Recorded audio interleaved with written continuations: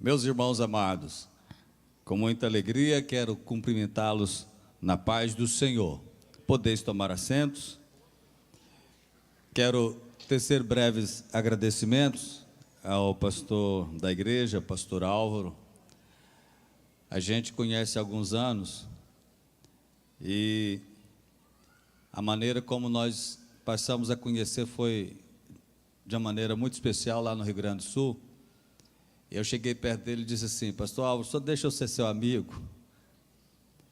Ele olhou para mim, eu era mais novo, eu tenho cara de menino ainda, mas eu estou na terceira idade, né, Sal?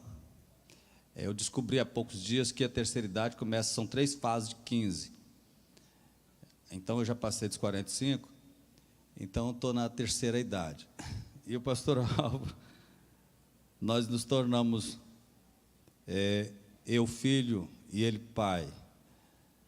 Eu não conhecia ainda o outro filho, mas a Débora e o Deiso, a gente passou a ter grande afinidade na família, Mantomico, e também através deles viemos conhecer alguns irmãos aqui de Uberlândia. Eu já estou até aprendendo a falar aqui a língua do Triângulo Mineiro. O Saulo, a Meire, o pastor Assis, o presbítero Alex, o diácono Cláudio, a Irineia. Como aqui não tem muita montanha, né? Quando a Irineia foi comer um quiabo lá em casa, eu levei ela para uma montanha muito alta, e de lá ela ficou admirando a paisagem lá. Pastor Eurípides, irmã Carminha, e ontem o pastor Emanuel nos ministrou uma mensagem que Deus o usou para nos abençoar aqui. Também o pastor Geraldo, que esteve lá na nossa casa o ano passado. Eu quero, com muita alegria, dizer aos irmãos a referência que é a igreja em Uberlândia para a nossa vida, para o nosso ministério. E através de vocês, estamos motivados a continuar fazendo a obra do Senhor Jesus. O grande referencial na pessoa do pastor Álvaro e o ministério da igreja, o SEMAP, e o Saulo, na liderança missionária da nossa Sename, tem nos estimulado a seguir avante e falando de Jesus. Nossa região é uma região muito bonita, de muitas montanhas, um povo trabalhador, um povo que ama Jesus, e eu sou sobrinho de um dos pioneiros da igreja Assembleia de Deus na região do Vale do Rio Doce, o saudoso pastor de Lourdes Francisco Guimarães. Mais de 60 anos de ministério, faleceu com 91 anos, fazendo 15 anos agora em novembro, e dele aprendemos a palavra de Deus e também os passos ministeriais. Quero convidar-lhes a abrir a Bíblia no capítulo de número 26 do livro de Atos dos Apóstolos, e o versículo de número 19. Nesse púlpito, grandes ministros ministram a palavra de Deus e já ministraram. E o grande pregador não é o homem. O grande pregador é o Espírito Santo, que toma seus vasos e dele faz ministros, labaredas de fogo do Senhor. Aleluia. E aqui na nossa simplicidade, na nossa pequenez, nós vamos conversar a Bíblia e conversar com Jesus. Disse então o apóstolo Paulo, verso 19 do capítulo 26 de Atos dos Apóstolos: pelo que, ó rei Agripa, não fui desobediente à visão celestial. Vou repetir a leitura. Pelo que, ó rei Agripa, não fui desobediente à visão celestial. Paulo, nesta idade de encontrar com o rei Agripa, quando estava preso em Cesareia, ele já estava com cerca de 25 anos de convertido. Eu pensei que dava para fazer um paralelo com os 30 anos do CEMAP, mas um pouco menos, ao verificar as datas da conversão de Saulo. E Saulo de Tarso, como nós bem conhecemos, como o apóstolo Paulo, o apóstolo dos gentios, ele nasceu cerca de 5 anos depois do Senhor Jesus Cristo. Enquanto Jesus nasceu em Belém, Saulo nasceu em Tarso, na Cilícia, seus pais judeus, e ele, por nascer dentro de um ambiente que lhe dava condição para receber a cidadania romana, assim recebeu.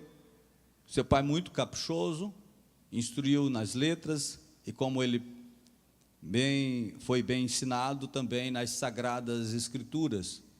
Ainda muito jovem, seu pai o levou para Jerusalém para ser aluno na faculdade de Gamaliel, o maior mestre daquela época. Tarso era um centro cultural muito grande, não somente cultural, mas como também religioso e filosófico. Saulo era um homem muito comprometido com a sua causa, a causa judaica, a religião judaica, se tornando um fariseu exigente, muito exigente. E quando tinha cerca de 20 anos, ele assistiu toda aquela pirotecnia do julgamento, condenação do Senhor Jesus Cristo. Ele era certamente aluno de Gamaliel e viu tudo aquilo acontecer. Eu penso que Saulo de Tarso, ele sabia até os valores que custou a compra daqueles que anunciaram dentro do templo e também para Pilatos que Jesus havia ressuscitado. Esse Saulo de Tarso, depois da morte de Jesus e consequentemente a sua ressurreição, ele sabia bem o estrago que aquilo estava sendo perpetrado na comunidade judaica, do ponto de vista de uma nova seita, um novo povo. E ele empreendeu com a sua facilidade de penetração nos mais altos níveis da comunidade de sacerdotes, embora não sendo, e desenvolveu ali a sua vida, e com a sua ainda idade pouca, de 26, 24, 26 anos, ele estava empreendendo cada vez mais vontade de perseguir a igreja de Jesus. O Saulo de Tarso, ele ficou muito entusiasmado com a maneira como levavam os crentes presos, e quando consultava ele, dava seu voto, e quando tentaram e programaram todo o martírio de Estevão, ele foi honrado ao ver as vestes de Estevão sendo depositadas aos seus pés. Mas a vida de Saulo teve uma reviravolta, e ele mudou de lado. Ele encontrou com Jesus na cidade de Damasco, quando ele estava no caminho de Damasco. E a partir de então, ele de perseguidor passou a ser perseguido. E agora, nesse episódio aqui que nós lemos, ele estava preso em Cesareia, já por cerca de 2 anos, e o potentíssimo Festo não sabia o que levar para o imperador, não sabia o que fazer com Saulo. As acusações que os anciãos de Jerusalém trouxeram não eram acusações plausíveis para levá-lo condenado, mas o próprio Paulo havia pedido que ele mesmo fosse julgado em Roma. E o rei Agripa, Herodes Agripa, que era neto do Herodes o Grande, veio visitar o governador e ali ele pede para que o rei Agripa tomasse tempo para ouvir também o Paulo, o preso da seita dos cristãos. E enquanto Paulo, melhor, acho que eu estou bem fixado no Saulo ali.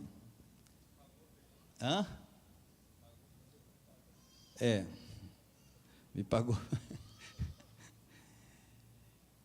E ele estava contando no depoimento dele como é que foi a sua história, a sua vida. E o Paulo então chega ao momento de dizer, no capítulo de número 26, o verso 13: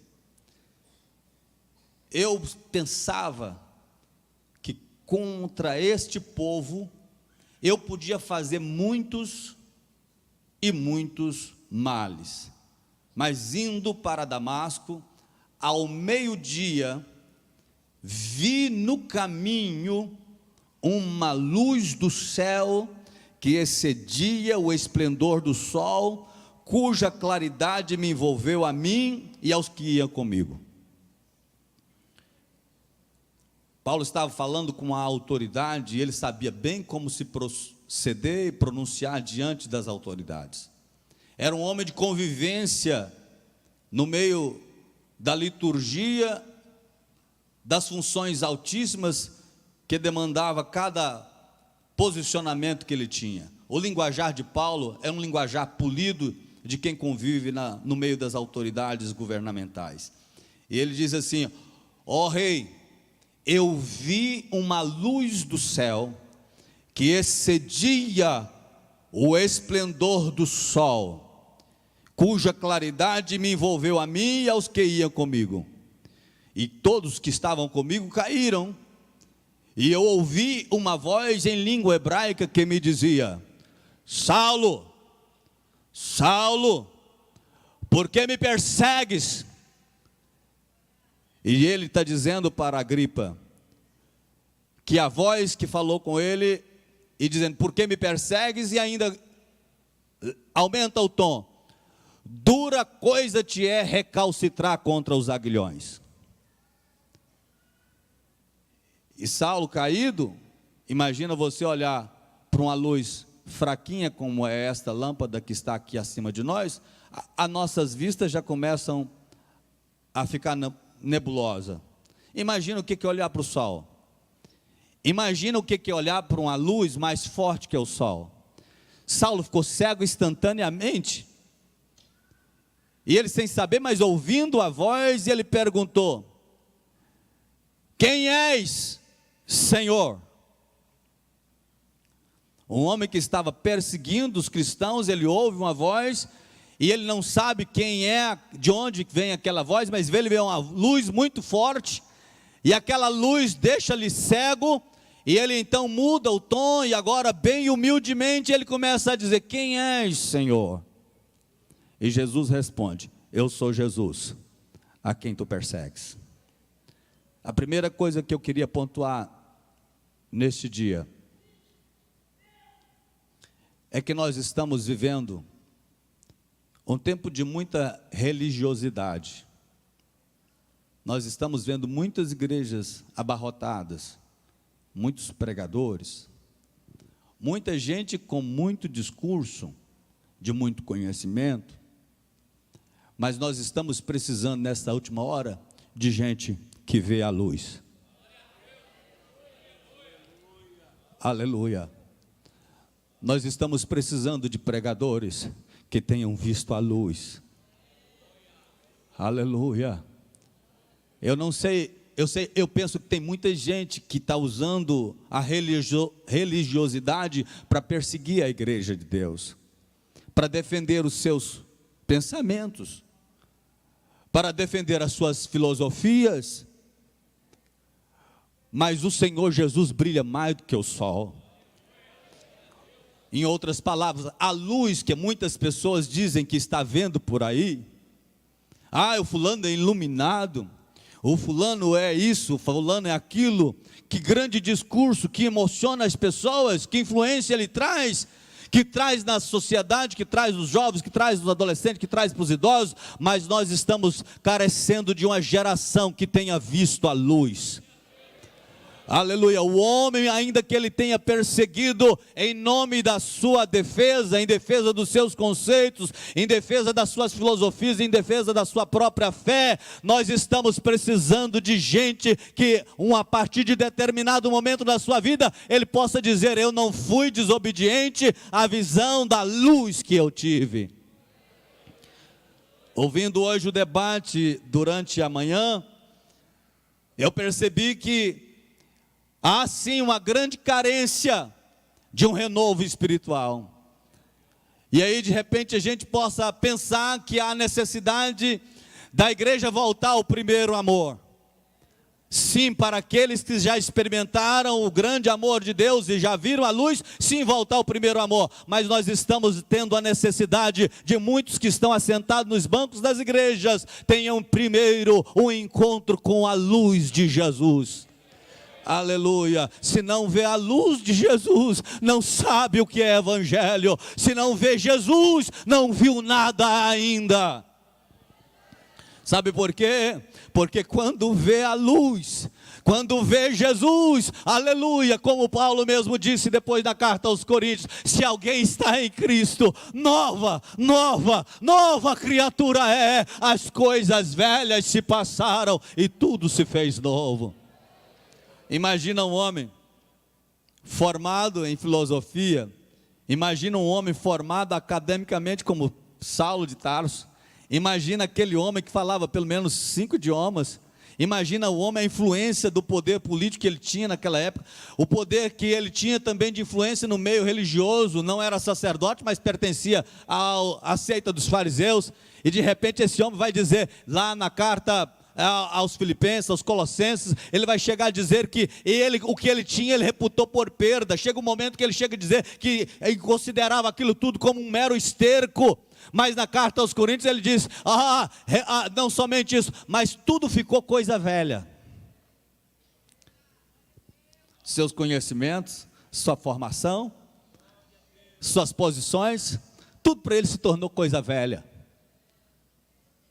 Deixa eu dizer uma coisa. Não adianta a empresa grande, não adianta a posição social elevada, não adianta a representatividade que alguém possa alcançar aqui na terra, se não encontrar com Jesus, nada feito. E quando encontra com Jesus, tudo isso passa a ser coisa velha, porque quando encontra com Jesus, aleluia, é novidade de vida. Não existe outra coisa mais importante do nosso vocabulário, da nossa vivência, porque passa a ser o nosso estilo de vida, porque encontramos com Jesus. Nós vimos a luz. Eu não sei se os adolescentes que aqui estão já tiveram a experiência de ver Jesus, de ter Jesus como uma experiência da sua vida. Amanhã faz 48 anos que eu nasci, e deixa eu contar para vocês, meninos. Minha mãe entrou em trabalho de parto no dia 8 de setembro, de tardezinha, e muito barrigudona, passou a noite inteira. Naquela época lá em Mendes Pentel não tinha hospital, não tinha nem posto médico, tinha lá um farmacêutico, o doutor Sou Barbosa, que atendia todo mundo, mas a parteira começou a fazer os seus trabalhos, e durante a noite inteira a mamãe em trabalho de parto não conseguiu dar à luz ao bebê. De manhãzinha, pai apavorado, mamãe já toda roxa, com os olhos para fora, sem fala. Ele foi para a janela do cômodo que ele morava, que era uma igreja velha, a primeira igreja em Mendes Pentel, meu tio, o pastor de Lourdes, que é tio da minha mãe. Pai apavorado, ficou na janela, e uma irmã da igreja batista, Dona Edith, estava vindo da roça, porque seu marido tinha uma fazenda próxima à rua, próxima à cidade, e ela foi buscar o leite, e quando voltou, viu meu pai na janela e disse assim: ô Genô, por que você está triste aí? Meu pai chama Genô. E meu pai disse assim: ô Dona Edith, é que a Maria está em trabalho de parto desde ontem à tarde, e até agora não conseguiu ter a luz, a criança. E quando Dona Edith esteve lá no quarto, ficou apavorado com uma mãe toda roxa, com o olho esbugalhado para fora, sem fôlego, sem fala, respirando com dificuldade, e de repente ela olha para minha mãe e fala assim: Maria, faz um voto ao Senhor que Deus vai te dar essa criança. Pegou na mão da minha mãe, orou com ela um pouquinho e foi embora. Chegou em casa, entrou dentro do quarto, fechou a porta, dobrou o joelho. Meia hora depois eu nasci com 4,5 kg. Roxo, sem fôlego, sem vida. E a parteira correu com a criança, tentando fazer ela respirar, mas era uma promessa de Deus. Daí a pouco me jogaram debaixo de uma torneira de água gelada, eu assustei, e eu estou vivo aqui até hoje.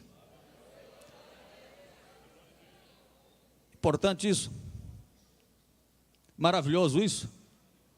Mas se tivesse tido esse milagre todo e eu não tivesse encontrado com Jesus, nada feito. Tem muita gente experimentando grandes milagres de Deus na vida, mas se não encontrar com Jesus, nada feito. Porque o dia que encontra com Jesus, a vida muda, a história muda. Aleluia. O Saulo de Tarso era um homem de grande zelo espiritual, defendendo as suas histórias, defendendo a sua nação, defendendo a sua seita, a sua denominação religiosa, mas o dia que ele encontrou com Jesus, aleluia, o campo se tornou, aleluia, para ele o mundo, a sua seara passou a ser os confins da terra. Mas Saulo de Tarso ouviu de Jesus mais, e Jesus disse assim: eu sou Jesus, a quem tu persegues, mas levanta-te, põe-te sobre teus pés, porque te apareci por causa disto, para te pôr ministro e testemunha, tanto das coisas que já tens visto, como daquelas pelas quais te aparecerei ainda. Pastor Antônio, o senhor é um homem que conviveu num ambiente de restrição. Nós brasileiros vivemos de muita liberdade. Irineia, outros que convivem no campo missionário, vivendo muitas crises difíceis. Você imagina o que é esse indivíduo que gozava grande liberdade de trânsito para lá e para cá, e de uma hora para outra a vida dele passa a ser defender aquilo que ele perseguia. E aquele que aparece a ele diz assim: levanta-te, põe-te sobre teus pés, porque eu te apareci para te colocar como ministro e testemunha. Interessante que é muito glamuroso ser chamado de ministro. Olha como eu estou honrado de estar ministrando aqui na igreja em Uberlândia hoje. Olha como diria o missionário Emanuele, que privilégio estar aqui pregando. A gente está acostumado a pregar numa igreja menor. A nossa congregação é uma congregação menor. Mas que privilégio. Mas de repente, ministro é glamouroso ser chamado seu nome. Mas quando nós vamos estudar o que é que Jesus queria dizer para Saulo de Tarso, é muito mais profundo. Porque a palavra ministro aqui é uma palavra no grego que é upereta. E upereta é aquele escravo usado no navio de antigamente, porque os navios não eram motorizados, e era aquela turma de gente, os escravos que eram colocados lá no porão do navio, com o remo na mão, e ao toque do tambor, eles imprimiam a velocidade por aqueles que os lideravam. E esse ministro, esse upereta, é que provocava o movimento e a navegação transigir seu curso. E Jesus está dizendo para Saulo de Tarso desse jeito: eu já te nomeei ministro, eu vou te fazer de você um servo, ainda que seja menor, mas você não vai parar, e ao toque do meu ritmo, você vai fazer uma navegação andar. Não precisa aparecer, não precisa ter o nome no cartaz anunciado, não é necessário que fale no rádio, não. A sua vida a partir do encontro com Jesus agora é um remador.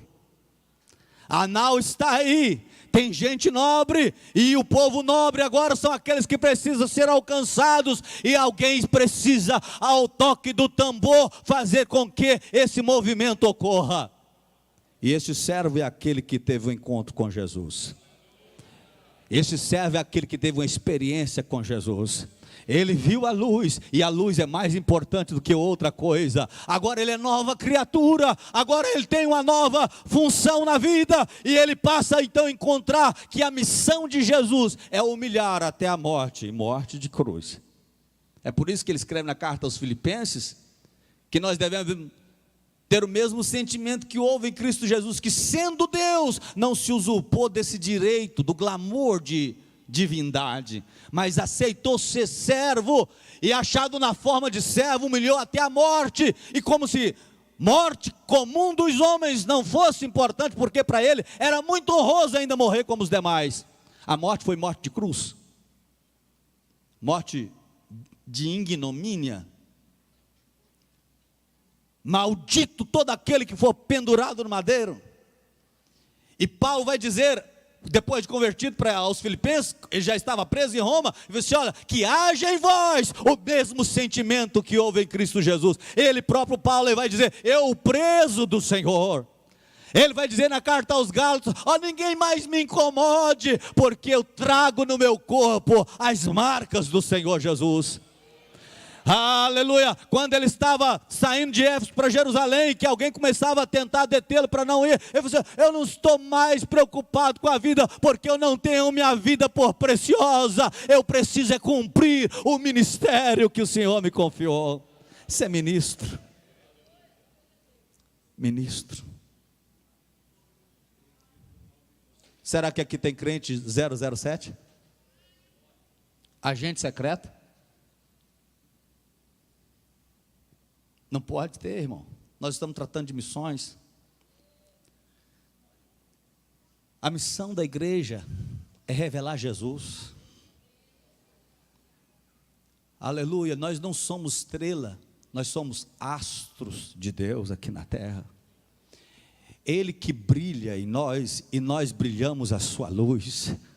Aleluia. Se você aqui nesta noite veio para, aleluia, alimentar a sua alma e renovar o seu gozo espiritual com a palavra de Deus, você está no lugar certo. Mas se você veio para um ambiente de festa, aqui não é o ambiente que você deveria estar então. Mas é que você e eu precisamos entender que nós fomos chamados para ser ministros remadores. Ministros remadores. Eu já encaminho para o final da nossa ministração. Não somente para te pôr por ministro, mas por testemunha. Chegando ao hotel agora à tarde, estava ouvindo o doutor Ronaldo Lidório. Ele disse que muitas pessoas acham que testemunho ou testemunha é uma questão fim, mas não é. É a questão meio pelo qual. Quando Jesus disse para Saulo, ainda chamado Saulo, que o faria como testemunha, a palavra seria martíria, de comprometimento, indivíduo que paga o preço para demonstrar aquilo que crê, aquilo que vive. Kamantur Sherahas Alamandu Sherahai.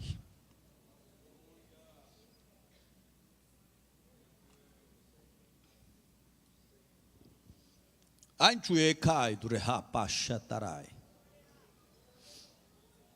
Aleluia. Ser testemunha daquilo que já viu, daquilo que já experimentou. Pedro e João falaram assim: nós não podemos calar daquilo que nós já vimos e ouvimos. Nós não podemos deixar de falar daquilo que nós já experimentamos. Nós não podemos deixar de mostrar que aquilo que nós vivíamos era coisa velha, o que nós vivemos agora é coisa nova. Nós andamos em novidade de vida, nós não andamos por vista, nós andamos por fé. E Saulo de Tarso, aleluia, Jesus está dizendo para ele: você agora vai ser martíria, você vai ser testemunha viva, aleluia, o seu estilo de vida vai revelar que você é meu discípulo. Lá quando Jesus disse no Evangelho de João capítulo 15, ele diz: nisto conhecereis, aleluia, que sois meus discípulos, se fizerdes o que eu vos mando, aleluia, e vocês vão glorificar o Pai se produzir fruto, e produzir fruto é lá nas varas, não é no tronco. O tronco produz apenas brotos, mas são as varas que revelam a origem daquele fruto. Se nós somos vara ligada no Senhor Jesus, o nosso fruto revela que nós somos discípulos dele. A nossa vida, o nosso testemunho, a nossa caminhada, aonde nós passamos, nós deixamos rastros cheirosos do perfume espiritual que emana do Senhor Jesus Cristo. Aleluia. Seria bom fazer uma visita ao seu Facebook? Ou então dar uma rastreada no backup do seu WhatsApp? Tipo de conversa que você usa? Seu Instagram, suas fotos. Tem gente que parece um bonequinho de cera, pastor Álvaro. Bonitinho. Mas se visitar umas páginas secretas das nuvens, não revela nem um pouquinho de Cristo na vida.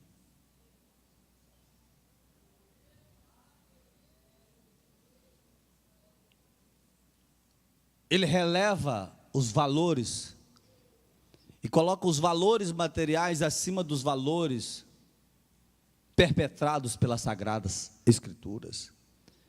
E Paulo de Tarso, Paulo agora está dizendo para o rei Agripa: ó rei Agripa, eu não fui desobediente à visão que eu tive daquela luz, eu não fui desobediente àquela voz, à missão que eu recebi, e eu tenho agora algo para dizer, e é ele que está dizendo: eu não fui desobediente à visão celestial que eu tive, e eu proclamo que Jesus Cristo é o Senhor, sem medo, sem demor algum, porque Ele é a própria vida. Aleluia, aleluia, aleluia, aleluia. A primeira vez que eu estive aqui em Uberlândia, quando embarcamos em Belo Horizonte, a delegação do Cruzeiro estava vindo para jogar aqui, e os jogadores do Cruzeiro vieram fazendo farra dentro do avião, mas quando foi aterrissar aqui, a aeronave teve um choque no chão, e um dos jogadores olhou arregalado para trás, porque é um perigo aquele bicho. Enquanto a igreja estava aqui, certamente muitas pessoas foram para o Parque Sabiá para assistir o jogo. Se frustrados ou alegres ficaram, não sei. Cada um vai por aquilo que o seu coração está dominado. Mas nesta noite nós estamos falando para uma igreja que está silêncio, que está um clima tranquilo aqui nesta noite, que é necessário que nós tenhamos não um crucifixo nem na nossa casa, não é necessário que nós tenhamos também algum dizer no nosso automóvel, revelando alguma coisa de cunho espiritual. Não é necessário que nós tenhamos, e é bom que a gente tenha, mas não é necessário como fator fim de ter a Bíblia aberta no Salmo 91 na cabeceira da nossa cama. Não é suficiente também levantar e fazer ali 10 segundos de oração na cabeceira da sua cama, ou quem sabe fazer uma decoreba na hora do almoço. Não. O que é importante para a igreja de Uberlândia, a igreja do Senhor Jesus, e para a nossa vida, é que nós não podemos de forma alguma esquecer e ser desobediente àquela experiência que nós tivemos com Jesus. Com Jesus. Eu não sei se você já teve essa experiência com Jesus. Eu não sei se você que está aí atrás já teve essa experiência com Jesus. Eu não sei se aquele que está nos ouvindo, nos assistindo pela internet, já teve essa experiência com Jesus. Porque o dia que você tiver essa experiência com Jesus, a sua vida vai ser radicalmente transformada. E você será um grande pregador, um ministro do Evangelho. E que não precisa ter microfone na mão. A sua vida vai ministrar por você. Aleluia! Eu vi lá em Colômbia, o Saulo estava junto. Um dos preletores do Comiban do ano passado, ele disse: quanto mais autoridade, mais suave se fala. A igreja não precisa de muitas outras coisas nesta terra. E é certo que nós temos muitos meios para propagar o Evangelho, mas a igreja primitiva, ela não tinha televisão, ela não tinha internet, ela não tinha rádio, e ela naquele tempo fez chegar o Evangelho a todo mundo conhecido daquela época, por causa da vida dos crentes, por causa da vida dos crentes, por causa da vida dos crentes. Aleluia. Onde passava um crente, passava deixando perfume, rastros de um testemunho vivo, aleluia, de um testemunho autêntico, que Jesus vive e vive eternamente, e vive dentro do crente, aleluia. Esta conversão de Saulo, a conversão do Saulo de Tarso, que se tornou o grande ministro, escrevendo a maior parte dos livros do Novo Testamento, marcou a história. O menos provável dos pregadores se tornou a maior autoridade no meio dos gentios. Talvez você pense que você está esquecido, mas Deus está te olhando com a lupa de aumento que você não imagina. Ele te achou. Ele te achou. Ele te achou. Ele te achou. Ele te achou. Ele te achou. Ele te achou. Ele te achou, Pedro. Ele te achou, Antônio. Ele te dura coisa. Te é recalcitrar contra os aguilhões. Não adianta dar coisa. Não adianta fugir. Não adianta correr. Ele te chamou e Ele te achou. Aleluia. Ele te achou, não sei se na prostituição, eu não sei se Ele te achou foi na porta do bar, eu não sei se Ele te achou foi atrás da mesa de escritório, mas Ele te achou, aleluia, e Ele te chamou pelo nome, e Ele te disse: vem, porque eu te quero usar, vem porque eu te quero usar. Esta última hora da igreja, é Ele que está chamando ainda, é Ele que está chamando e renovando a sua aliança, e dizendo: a luz está viva, a luz do sol, aleluia, ainda é fosca perto da luz do seu brilho, aleluia. João disse isso: eu vi e eu fiquei como morto, o seu rosto brilhava mais do que a luz do sol. Oh João, não foi só Paulo que viu, e eu posso dizer, meu irmão, o segundo abaixo de mim, Rainer Guimarães. O Rainer foi o filho da nossa casa que mais deu trabalho para o nosso pai. Ainda muito novo, eu encerro com esse testemunho. Ele caiu de uma janela na nossa casa, e o Rainer, com 2 anos de idade, quando minha mãe o encontrou, ele já estava desmaiando, desfalecendo, e ela mandou procurar papai, e pai foi achado só depois de 2 horas, o menino em cima de uma cama, inerte. E naquela época, em 1976, levaram para Mantena, que era estrada de terra, 2 horas e meia. O médico que pegou o menino falou assim: olha, aqui eu vou aplicar alguns medicamentos para ver se ele reage. Se ele não reagir, nada feito. Mas se ele reagir, corre para Mantena, para Colatina, Vitória ou Valadares. Como o papai era melhor em Valadares, ele resolveu ir para Valadares, depois que quando os medicamentos reagiram à criança. E ele chegou em Valadares, o médico operou, tirou o coágulo que estava na sua cabeça. O Rainer deu muito trabalho, porque logo que começou a crescer, ele começou a ser muito desobediente. Na adolescência, foi beber, foi fumar, foi fazer tanta coisa errada. Por último, o Rainer casou, descasou, casou de novo. Ele arrumou um emprego de caminhoneiro e veio trazer uma carga de óleo asfáltico aqui para perto de Uberlândia. Primeira viagem dele. E aqui, quando foi fazer a descarga, aquele óleo a 180 graus Celsius, quando ele abriu aquela escotilha em cima, uma bolha de óleo fervente pulou no rosto dele, no seu corpo, e ele, sem os aparatos de segurança, ele desceu de cima daquele caminhão, mas quando ele caiu dentro de uma poça de óleo a 180 graus, com sua sandália, e aquilo ficou cozinhando seu pé. O lado esquerdo dele, a sua perna esquerda, os seus pés, os seus 2 pés, levaram ele para Belo Horizonte. E no dia de Natal daquele ano, o Rainer estava no hospital, todo enfaixado, parecendo uma múmia, até que ele começou a reclamar: que desgraça de homem que eu sou. O que eu mereço? Eu não mereço outra coisa. Minha esposa não pode ficar comigo, minha mãe não pode ficar comigo, meu pai não pode ficar comigo, nenhum dos meus irmãos, nem colega pode ficar comigo. Era véspera de Natal. Nós tínhamos uma tia que estava em câncer, estava na nossa casa, e era no dia de nós estarmos reunidos lá em Belo Horizonte. E nós fomos orar naquela virada de Natal. E o Rainer reclamando lá no quarto já escuro, quase meia-noite. E ele disse que quando reclamava tanto, o quarto ficou todo claro. E entrou um homem de branco, que ele pensou que era um enfermeiro ou um médico. E ele reclamando tanto, eu não mereço, e quis falar com aquele homem, eu não mereço estar aqui. E o que é que acontece comigo? Até que aquele homem coloca a mão sobre o seu ombro e diz: toda a vida eu quis ser seu amigo, mas sempre você fugiu de mim.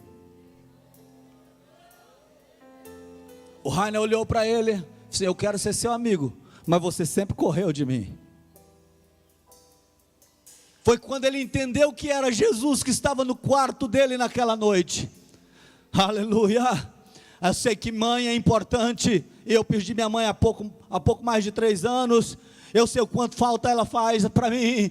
Eu sei o quanto faz falta o meu saudoso pastor de Lourdes, quanto faz falta os nossos amigos. Mas naquele dia, o pai, a mãe, o irmão, os amigos eram sempre importantes, mas ele precisava mesmo, era do encontro com Jesus. E Jesus foi lá encontrar com ele naquele quarto de hospital. Meu querido, meu jovem, não te adianta fugir. Jesus está te dizendo: eu quero a tua vida.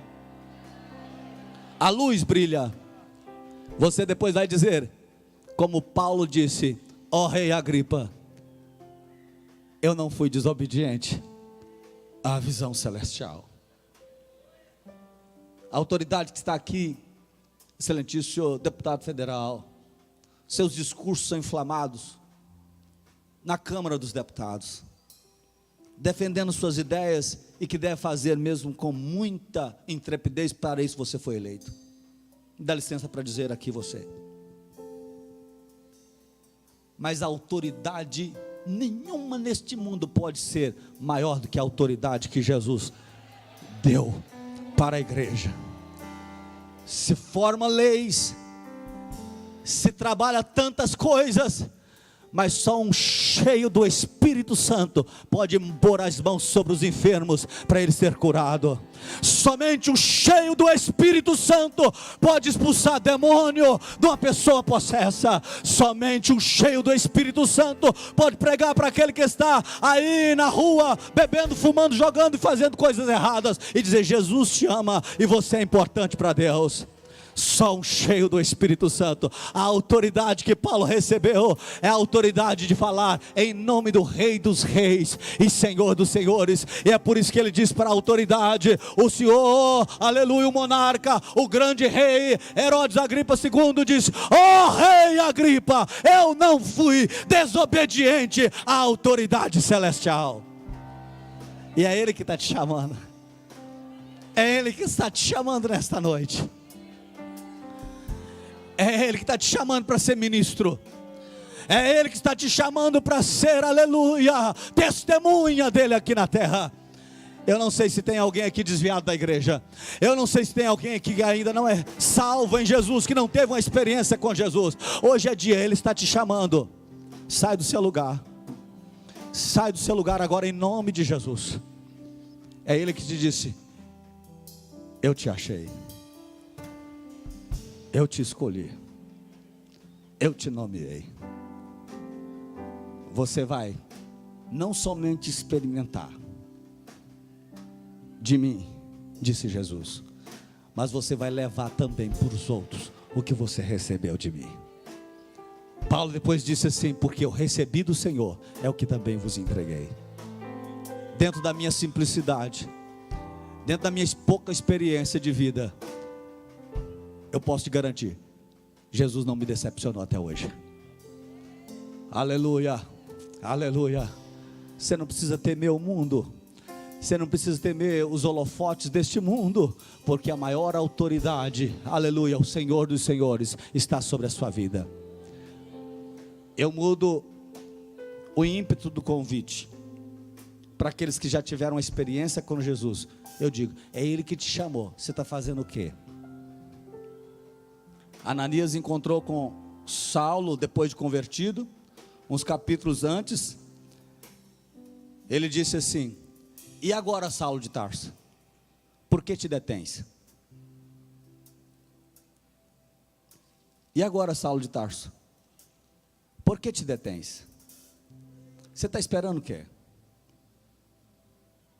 Para você que é crente em Jesus, você está esperando o quê, irmão, para falar de Jesus?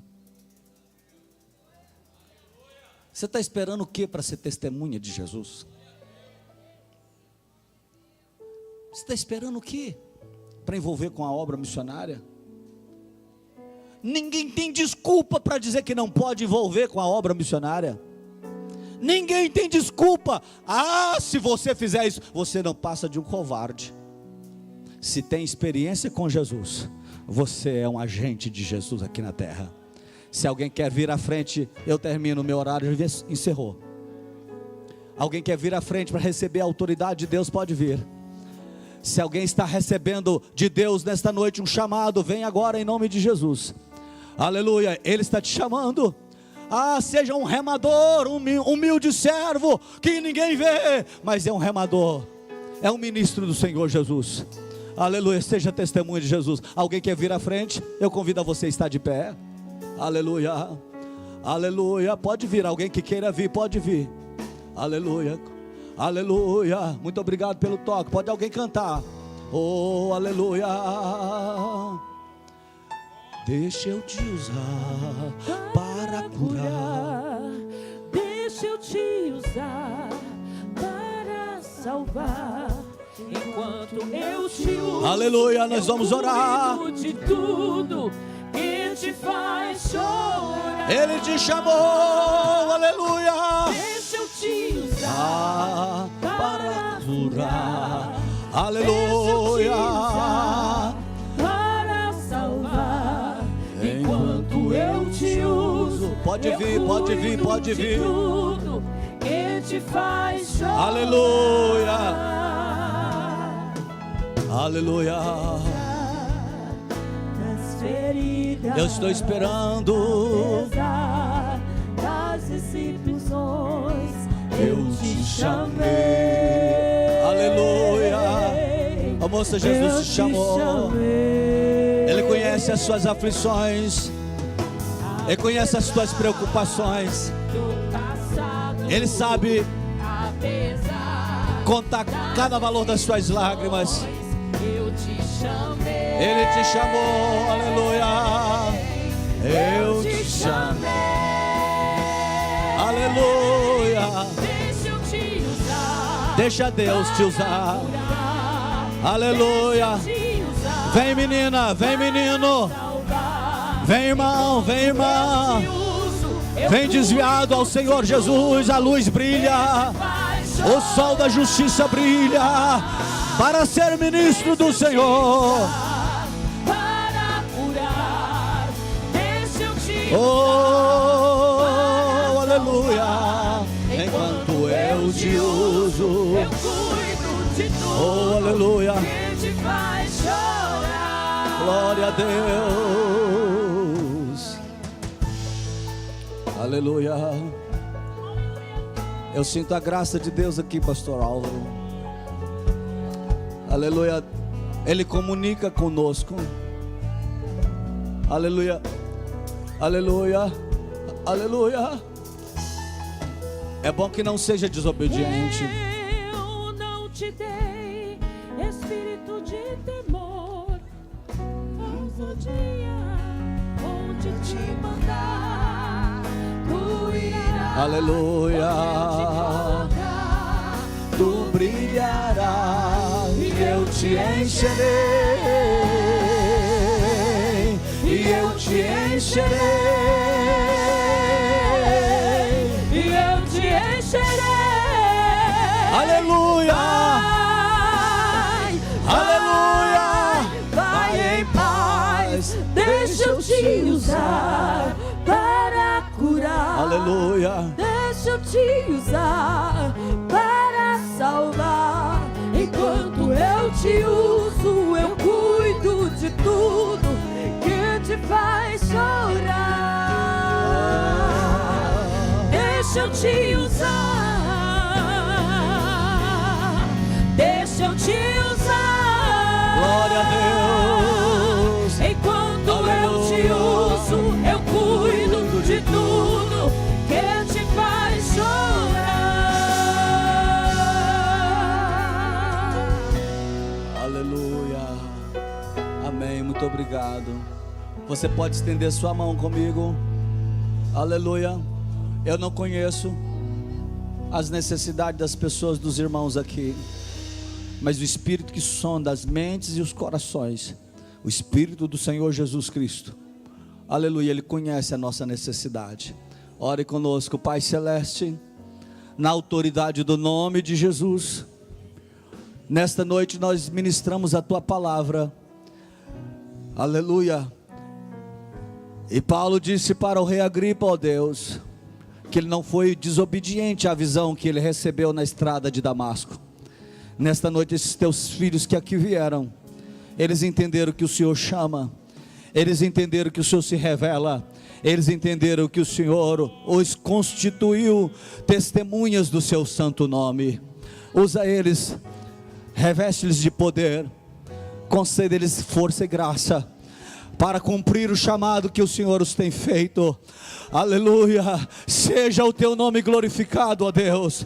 Seja o teu nome exaltado, Senhor.